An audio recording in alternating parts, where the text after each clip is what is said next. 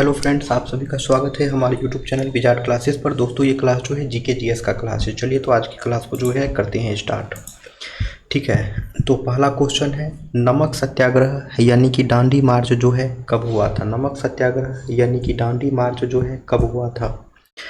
Option है 1928, 1930, 1932, 1935। तो यह हो जाएगा 1930, यह हो जाएगा 1930। यानी कि नमक सत्याग्रह जो है वर्ष 1930 में हुआ था, यानी कि नमक सत्याग्रह जो है वर्ष 1930 में हुआ था। आगे आते हैं दोस्तों। अब है, बिहार की कौन सी नदी जो है गंगा की सहायक नदी नहीं है? बिहार की कौन सी नदी जो है गंगा की सहायक नदी नहीं है? ऑप्शन है गंडक, कोसी, सोन, सुवर्णरेखा। तो आंसर हो जाएगा सुवर्णरेखा। ठीक ठीक है। तो बिहार की सुवर्णरेखा नदी जो है वह गंगा की सहायक नदी नहीं है। बाकी गंडक हो, कोसी हो, सोन हो, ये सभी के सभी जो है बिहार की सहायक नदी है। मानसून की तीव्रता मापने का प्रमुख साधन कौन सा है? ऑप्शन है वायुदाब, आर्द्रता, वर्षा, तापमान। आंसर हो जाएगा वर्षा। मानसून की तीव्रता मापने का प्रमुख साधन जो है वर्षा है। मानसून की तीव्रता मापने का प्रमुख साधन जो है वर्षा है। काली मिट्टी का दूसरा नाम क्या है? काली मिट्टी का दूसरा नाम क्या है? जलोढ़ मिट्टी, रेतीली मिट्टी, कपासी मिट्टी, लाल मिट्टी। आंसर हो जाएगा कपासी मिट्टी। काली मिट्टी को जो है कपासी मिट्टी भी कहते हैं, या फिर रेगुर सॉइल भी कहते हैं। कॉटन सॉइल या फिर रेगुर सॉइल जो है काली मिट्टी को कहते हैं। सुंदरबन किस वृक्ष के लिए प्रसिद्ध है?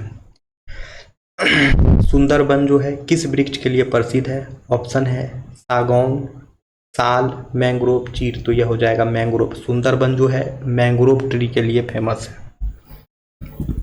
भारत में सफेद क्रांति किससे संबंधित है? मत्स्य पालन, दूध उत्पादन, कपास उत्पादन, गन्ना उत्पादन। तो यह हो जाएगा दूध उत्पादन, यह हो जाएगा दूध उत्पादन। ठीक है, भारत में सफेद क्रांति जो है दूध उत्पादन से संबंधित है। भारत में सफेद क्रांति जो है दूध उत्पादन से संबंधित है। नगरीकरण, अर्बनाइजेशन का सबसे बड़ा कारण क्या है? ऑप्शन है कृषि विस्तार, औद्योगिकीकरण यानी कि इंडस्ट्रियलाइजेशन।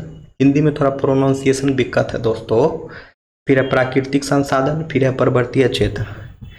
पर्वतीय क्षेत्र, तो आंसर हो जाएगा दोस्तों यही इंडस्ट्रियलाइजेशन वाला।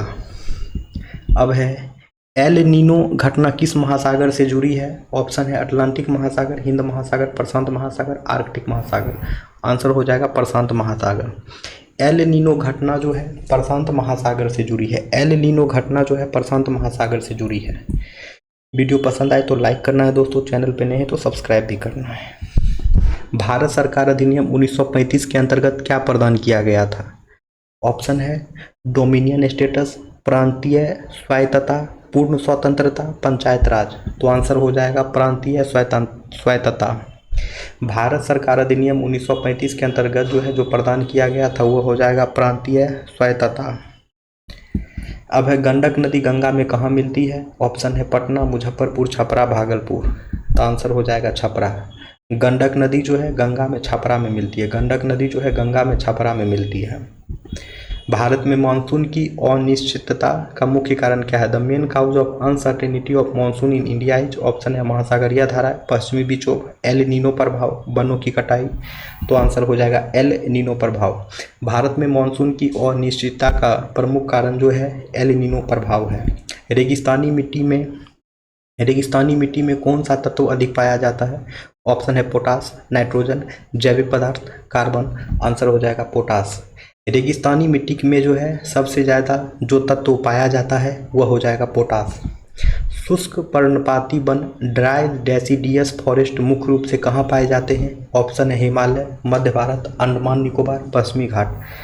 तो आंसर हो जाएगा मध्य भारत। शुष्क पर्णपाती वन यानी कि ड्राई डेसिडियस फॉरेस्ट जो है मुख्य रूप से मध्य भारत में पाए जाते हैं।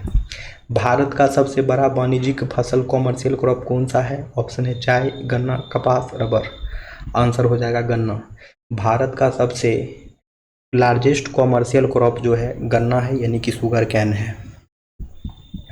अब है, जनसंख्या का प्राकृतिक वृद्धि किसके कारण होती है? ऑप्शन है जन्म और मृत्यु दर का अंतर, बी है प्रवास, सी है शहरीकरण, फिर है औद्योगिकीकरण। तो आंसर हो जाएगा जन्म और मृत्यु दर का अंतर। जनसंख्या का प्राकृतिक वृद्धि जो है, नेचुरल ग्रोथ ऑफ पॉपुलेशन जो है, वह जन्म और मृत्यु दर का अंतर है। अब है ओजोन परत किस मंडल में पाई जाती है? ओजोन परत किस मंडल में पाई जाती है? ऑप्शन है क्षोभ मंडल, समताप मंडल, मध्य मंडल, आयत मंडल। तो आंसर हो जाएगा दोस्तों इसका समताप मंडल। ओजोन परत जो है समताप मंडल में पाया जाता है। ओजोन परत जो है समताप मंडल में पाया जाता है। उष्णकटिबंधीय चक्रवात की ऊर्जा का स्रोत क्या है? उष्णकटिबंधीय चक्रवात की ऊर्जा का स्रोत क्या है? ऑप्शन है पर्वत श्रृंखला, समुद्र का गर्म जल, ठंडी हवाएं, स्थल भाग का दबाव। तो आंसर हो जाएगा समुद्र का गर्म जल। उष्णकटिबंधीय चक्रवात की ऊर्जा का स्रोत जो है वो समुद्र का गर्म जल हो जाएगा। फिर है जेट स्ट्रीम का भारतीय मानसून पर क्या प्रभाव पड़ता है?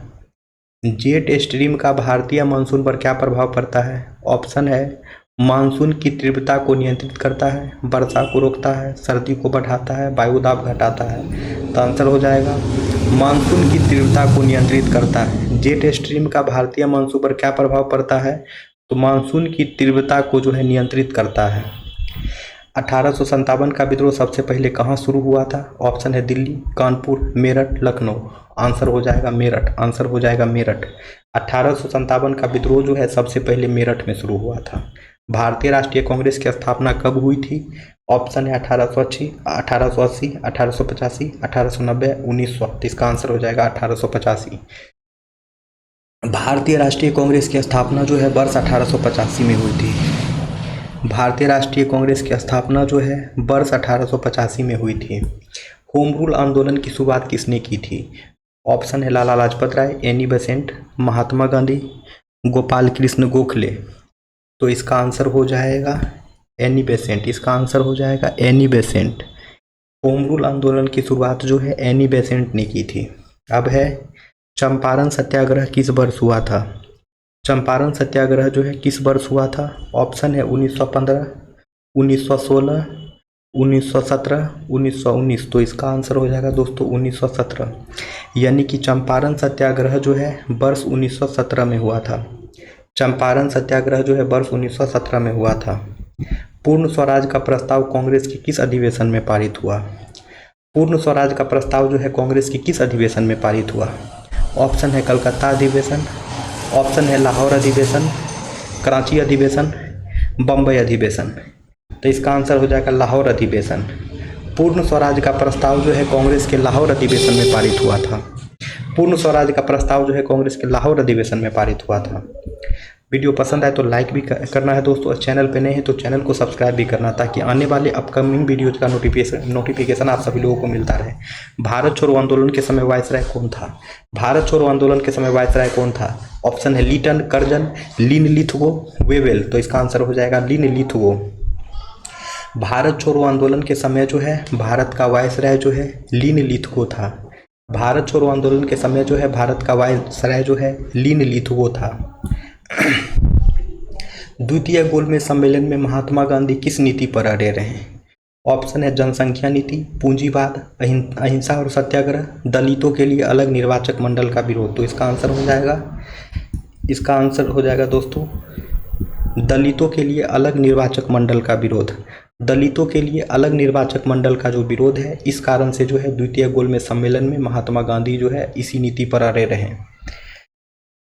भारत छोड़ो आंदोलन का नारा किसने दिया? ये क्वेश्चन आप लोगों का होमवर्क है। इसका आंसर आप लोग कमेंट सेक्शन में कमेंट्स करेंगे। अब हमारी मुलाकात जो है कल के क्लास में होगी। Thank you friends, thank you everyone.